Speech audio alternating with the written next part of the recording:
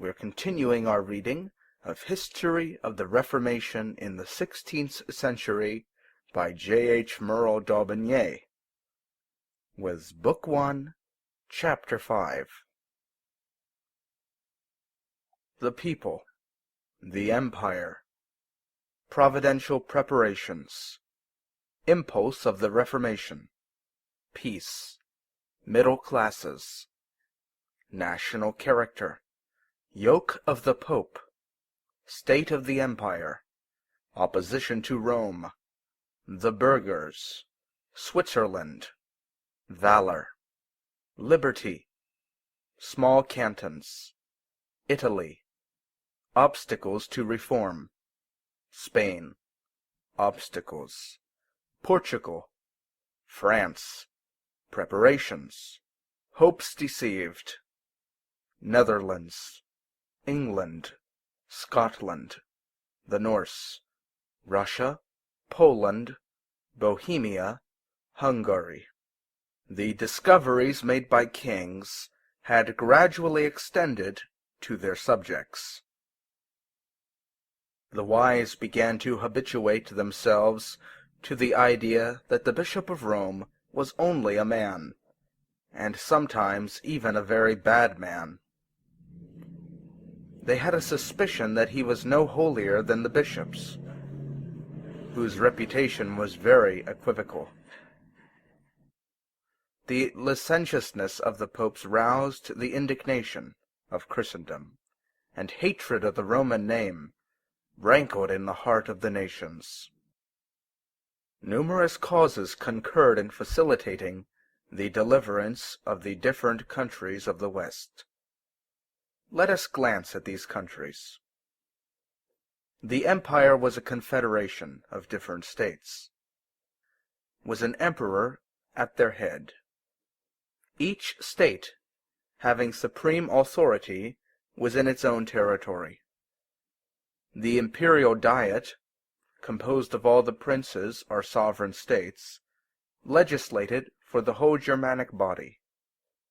It belonged to the emperor to ratify the laws, decrees, or resolutions of the assembly, and to see them applied and carried into execution. While the 7 most powerful princes, under the title of electors, had the disposal of the imperial crown. The north of Germany, inhabited chiefly by the ancient Saxon race, had acquired the greatest degree of freedom. The emperor, incessantly attacked by the Turks in his hereditary possessions, was obliged to court those princes and bold nations whose aid was then necessary to him. Free towns in the north, west, and south of the empire had, by their trade, their manufactures, and exertions of every description, risen to a high degree of prosperity, and thereby of independence. But the powerful house of Austria, then invested with the imperial crown, held the greater part of the southern states of Germany under its control, and closely watched their movements. It was preparing to extend its dominion over the whole empire, and even beyond it, when the Reformation interposed a mighty barrier to its encroachments, and saved the independence of Europe.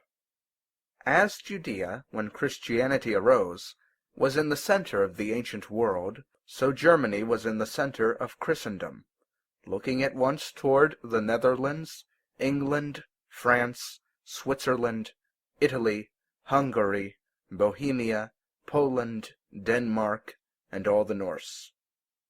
It was in the heart of Europe that the principles of life was to be developed, and the beatings of this heart were to circulate through all the arteries of the body, the noble blood which was to give animation to all its members. The particular constitution which the empire had received, conformably to the dispensation of Providence, favored the propagation of new ideas. Had Germany been a monarchy properly so called, like France or England, the arbitrary will of the monarch might have been able long to arrest the progress of the gospel. But it was a confederation. Truce attacked in one state might be received with favor in another. The internal peace which Maximilian had just secured for the empire was not less favorable to the Reformation. For a long time, the numerous members of the Germanic body had taken pleasure in tearing each other. Naught had been seen but trouble and discord, war incessantly renewed, neighbor against neighbor, town against town, and noble against noble. Maximilian had given a solid basis to public order, by erecting the imperial chamber, with power to decide in all questions between different states.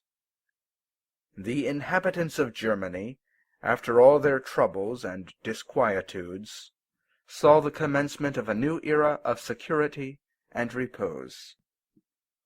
Nevertheless, when Luther appeared, Germany still presented to the observing eye that kind of motion which agitates the sea after long protracted storms. The calm was uncertain. More than one example of this will be seen as we proceed. By giving an entirely new impulse to the Germanic nations, the Reformation put an end forever to all the former causes of agitation, destroying the system of barbarism, which had till then been paramount. It put Europe in possession of a new system. Christianity had, at the same time, exercised a peculiar influence on Germany. The middle classes had made rapid improvement. Throughout the different quarters of the empire, and more especially in the free towns, were numerous institutions well fitted to improve the great mass of the population. In these arts flourished. The burghers, devoting themselves in security to the calm toils and sweet relations of social life, became more and more accessible to knowledge, and in this way were continually acquiring new influence and authority. The foundation of the Reformation in Germany was not to be laid by magistrates, who must often shape their conduct according to political exigencies, nor by nobles fired with the love of military glory, nor by a greedy and ambitious clergy, working religion for profit, as if it were their exclusive property. The task was reserved for the citizens, the commonalty, the great body of the people.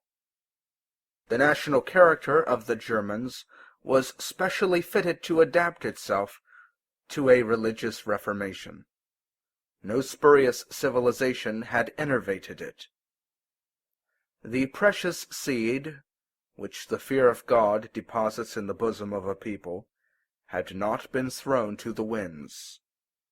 Ancient manners yet existed, displaying themselves in that integrity and fidelity, that love of labor, that perseverance, that serious temper, which is still to be seen, and gives presage of greater success to the gospel than the jeering levity or boorish temper of some other European nations.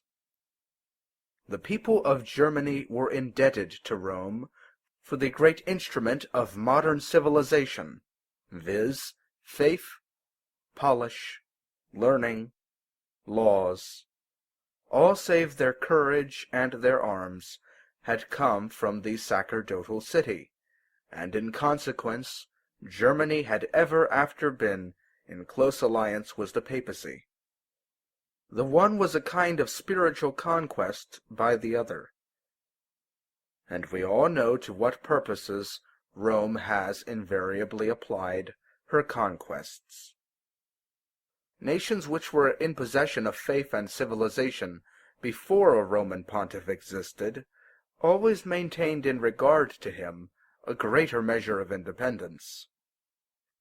Still, the more thorough the subjugation of the German, the more powerful will the reaction be when the period of awakening shall arrive. When Germany does open her eyes, she will indignantly break loose from the chains which have so long held her captive. The bondage she has had to endure will make her more sensible of her need of deliverance and freedom, and bold champions of the truce will come forth from this time of hard labor and bondage, in which all her people have, for ages, been confined. There was, at that time, in Germany, what the politicians of our days call a seesaw system. When the emperor was of a resolute character, his power increased. When, on the contrary, he was of a feeble character, the influence and power of the princes and electors were enlarged. Never had these felt themselves stronger in regard to their chief than in the time of Maximilian, at the period of the Reformation, and as he took part against it, it is easy to understand how favorable the circumstance of his comparative weakness must have been to the propagation of the gospel. Moreover, Germany was tired of what the Romans derisively styled the patience of the Germans. They had indeed shown much patience from the days of Louis of Bavaria, when the emperors laid down their arms, and the tiara was placed, without opposition, above the crown of the Caesars. The contest, however, had done little more than change its place, by descending several steps. The same struggles which the emperors and popes had exhibited to the world were soon renewed on a smaller scale, in all the towns of Germany, between the bishops and the magistrates. The burghers took up the sword which the emperors had allowed to drop from their hands. As early as 1329, the burghers of Frankfurt on the Oder had intrepidly withstood all their ecclesiastical superiors. Excommunicated for having continued faithful to the Margrave Louis, they had been left for 28 years without mass, baptism, marriage, or Christian burial, and when the monks and priests made their re-entry, they laughed at it as a comedy or farce. Sad symptoms, doubtless, but symptoms of which the clergy were the cause. At the period of the Reformation, this opposition between the magistrates and ecclesiastics had increased. The privileges of the former, and the temporal pretensions of the latter, were constantly causing jostling and collision between the two bodies. But burgomasters, councillors, and secretaries of towns were not the only persons among whom Rome and the clergy found opponents. Wrath was at the same time fermenting among the people, and broke out as early as 1502, when the peasantry, indignant at the grinding yoke of their ecclesiastical sovereigns, entered into a combination which goes under the name of the Shoe Alliance.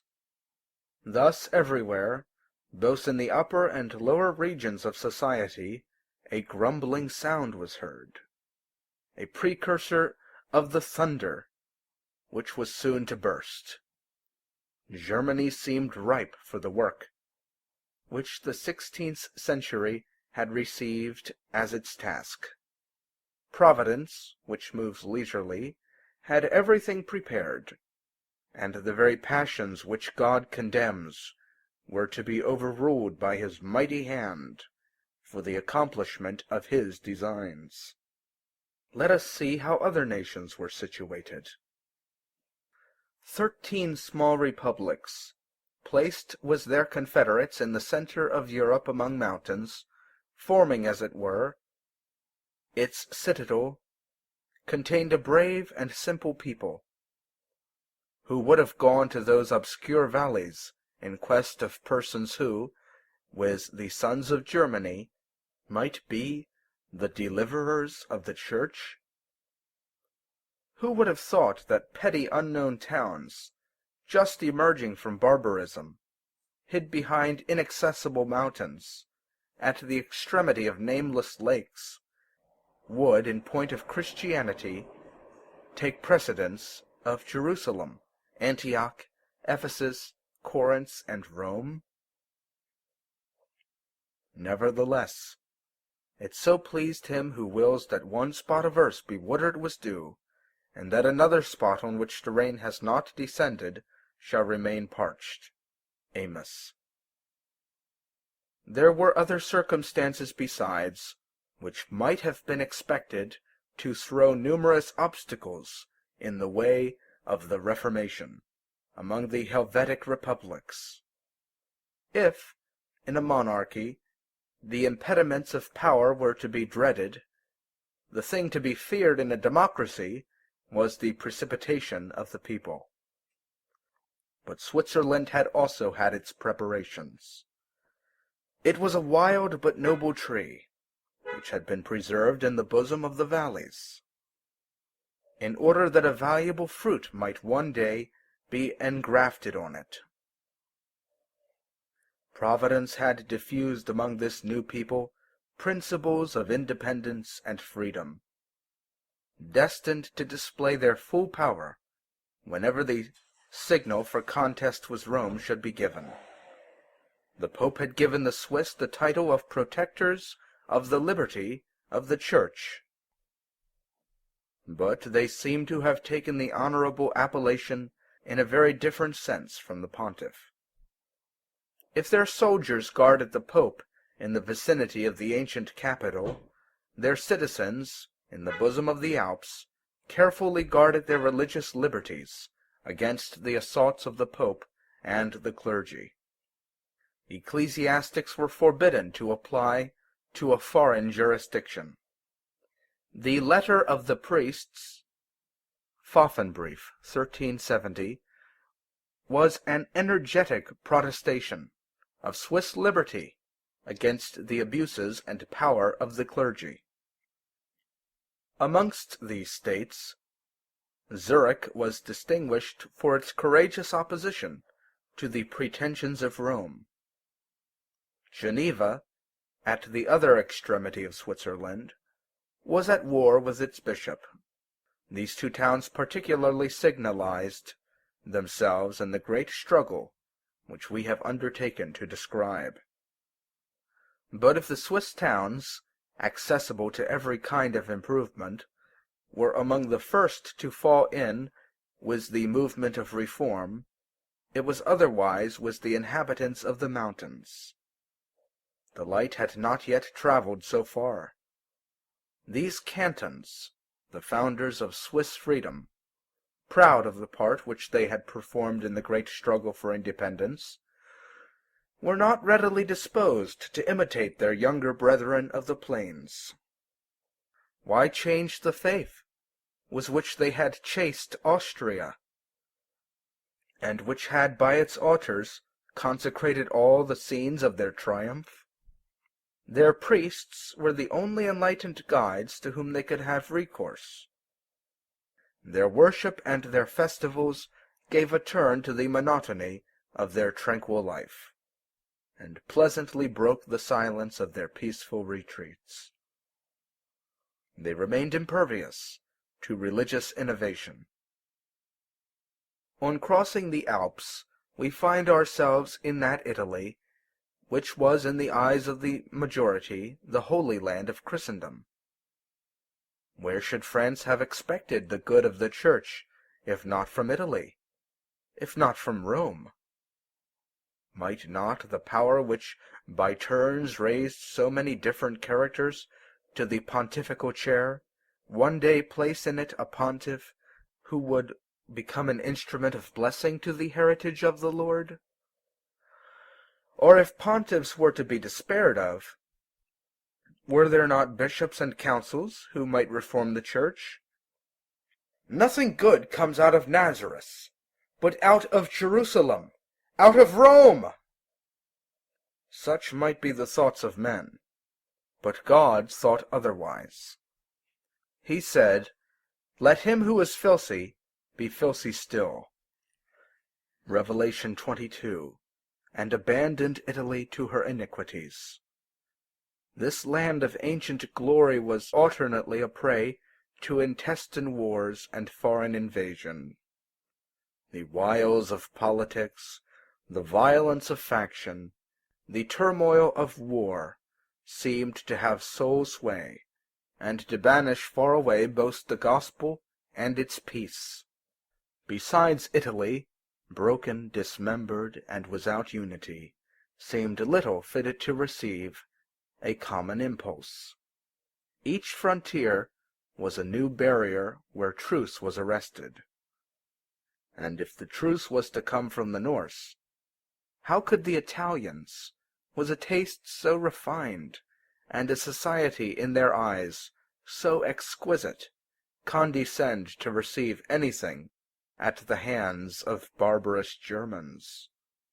Were men who admired the cadence of a sonnet more than the majesty and simplicity of the Scriptures a propitious soil for the seed of the divine word? But be this as it may, in regard to Italy, Rome was still to continue Rome.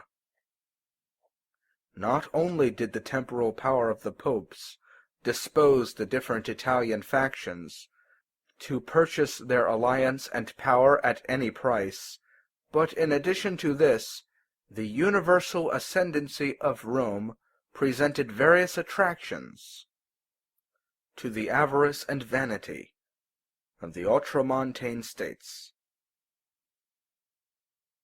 The moment that the question of emancipating the rest of the world from Rome should be raised, Italy would again become Italy.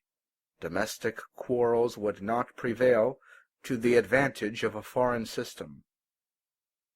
Attacks on the head of the peninsular family would at once revive affections and common interests, which had long been in abeyance.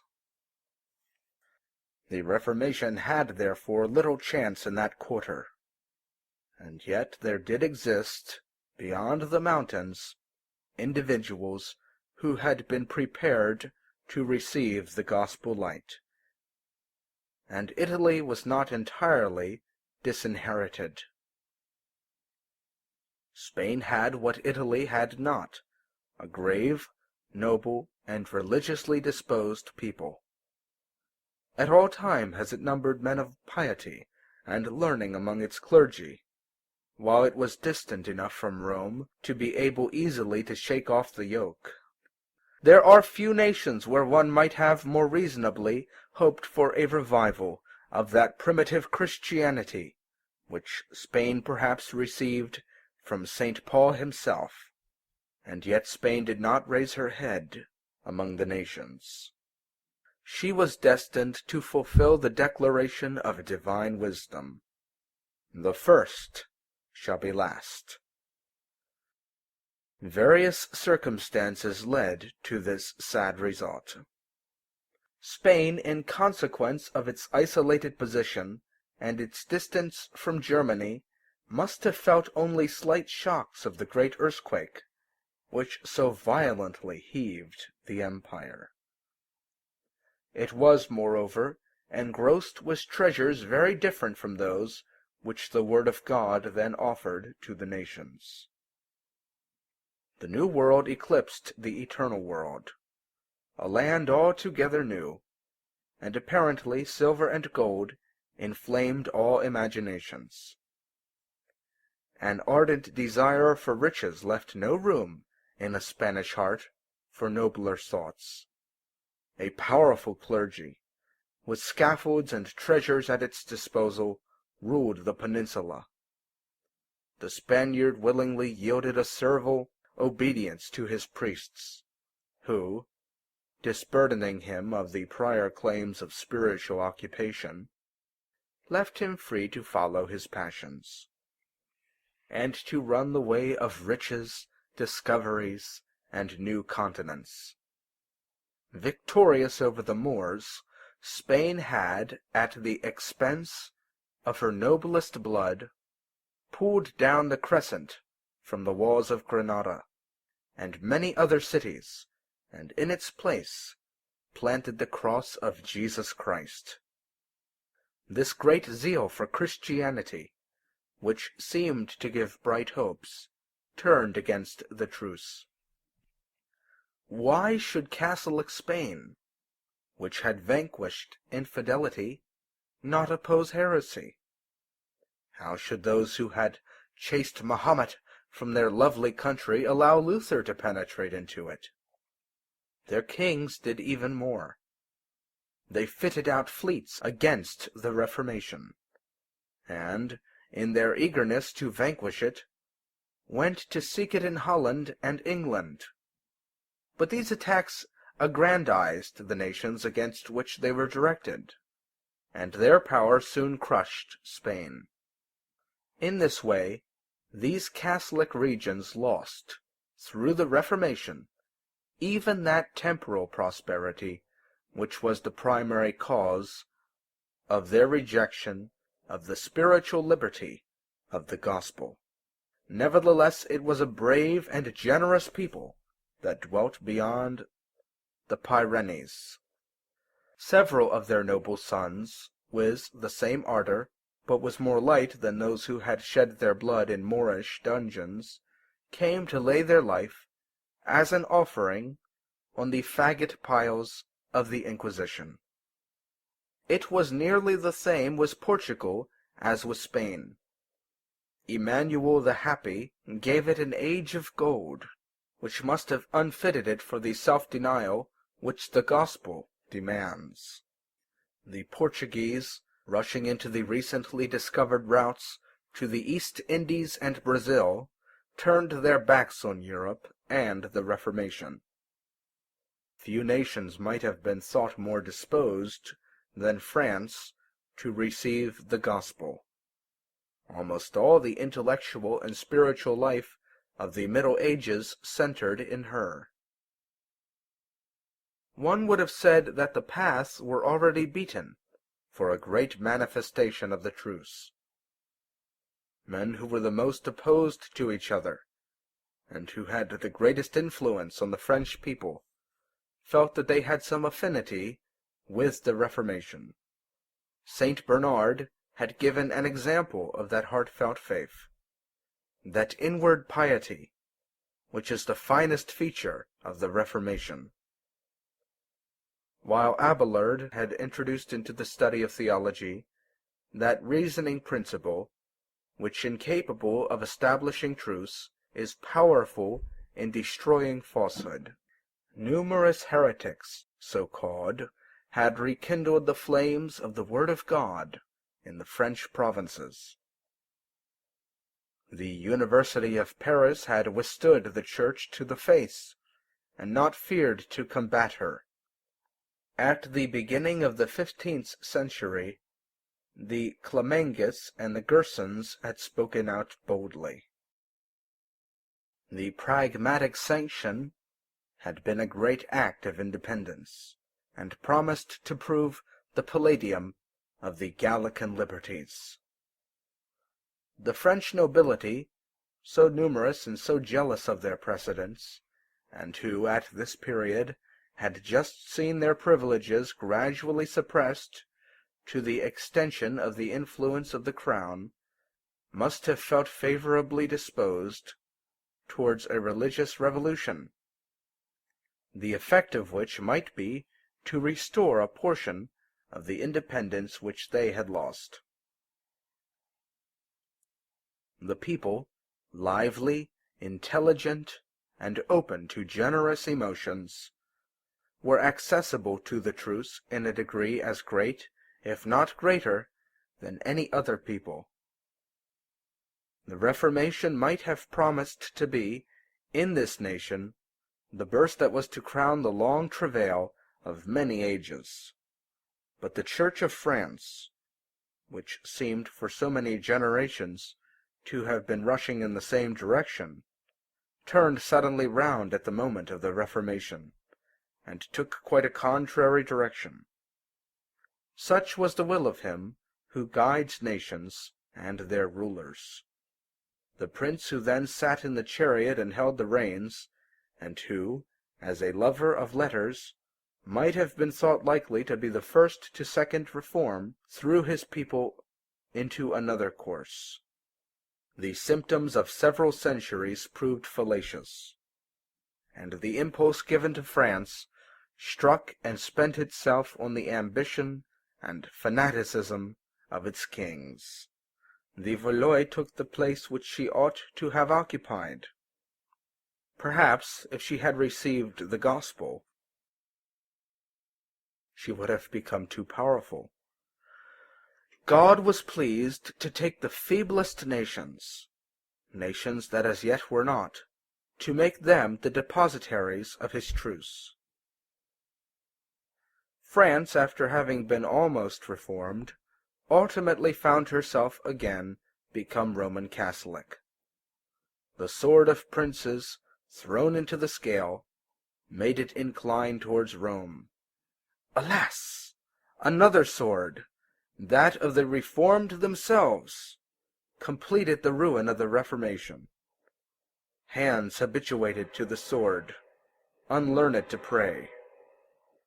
It is by the blood of its confessors, and not by that of its enemies, that the gospel triumphs. At this time, the Netherlands was one of the most flourishing countries in Europe. It contained an industrious population, enlightened by the numerous relations which it maintained with the different quarters of the world, full of courage, and zealous to excess for its independence, its privileges, and its freedom. Placed on the threshold of Germany, it must have been one of the first to hear the sound of the Reformation. Two parties, quite distinct from each other, occupied these provinces. The more southern one was surfeited with wealth and submitted. How could all those manufactures, carried to the highest perfection,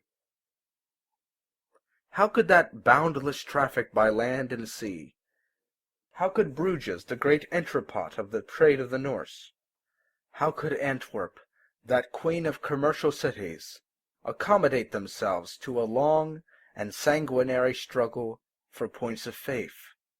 On the contrary, the northern provinces, defended by their sands, the sea, and their inland waters, and still more by the simplicity of their manners, and their determination to lose all sooner than the gospel, not only saved their franchises, their privileges, and their faith, but also conquered their independence and a glorious national character. England scarcely seemed to promise what she has since performed.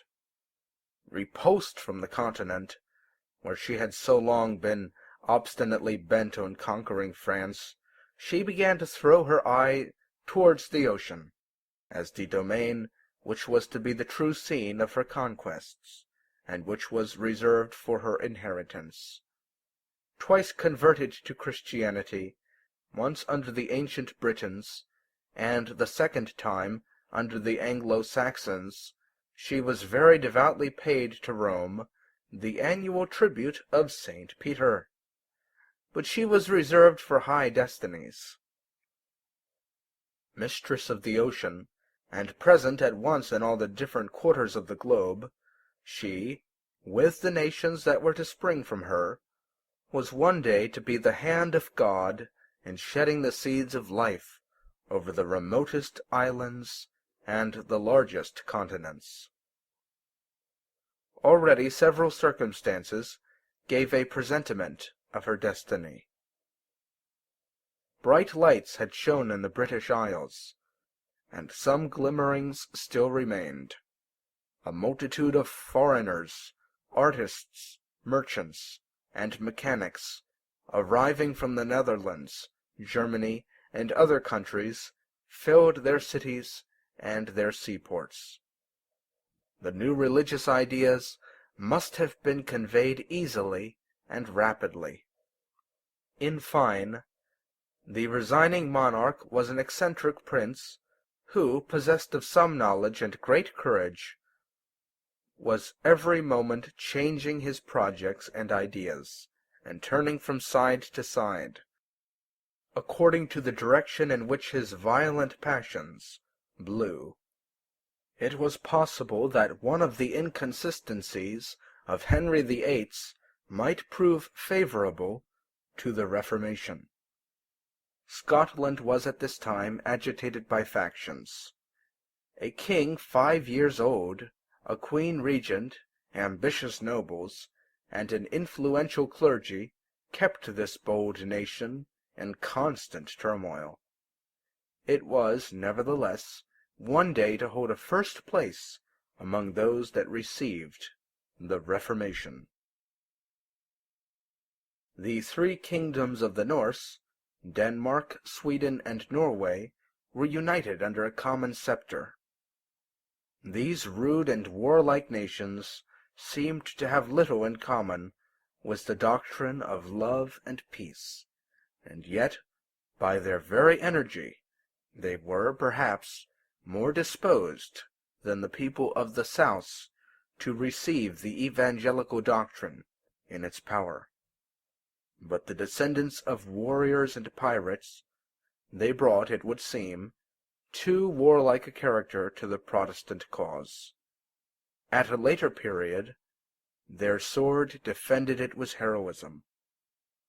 Russia, retired at the extremity of Europe, had few relations with other states, and belonged, moreover, to the Greek communion.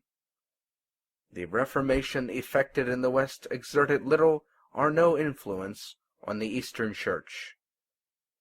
Poland seemed well prepared for a reform. The vicinity of the Christians of Bohemia and Moravia had disposed it to receive, while the vicinity of Germany must have rapidly communicated the evangelical impulse. So early as 1500, the nobility of Poland proper had demanded the cup for the laity, appealing to the usage of the primitive church. The liberty enjoyed by its towns, and the independence of its nobles, made it a safe asylum for Christians persecuted in their own country. And the truce which they brought thither was received with joy by a great number of its inhabitants. In our days, however, it is one of the countries which has the smallest number of confessors. The flame of Reformation, which had long gleamed in Bohemia, had been almost extinguished in blood. Nevertheless, precious remains which had escaped the carnage still survived to see the day of which John Huss had a presentiment. Hungary had been torn by intestine wars under the government of princes without character and without experience, and who had at last yoked the fate of their people to Austria, by giving this powerful house a place among the heirs of the crown. Such was the state of Europe at the beginning of the 16th century, which was destined to produce so mighty a transformation in Christian society.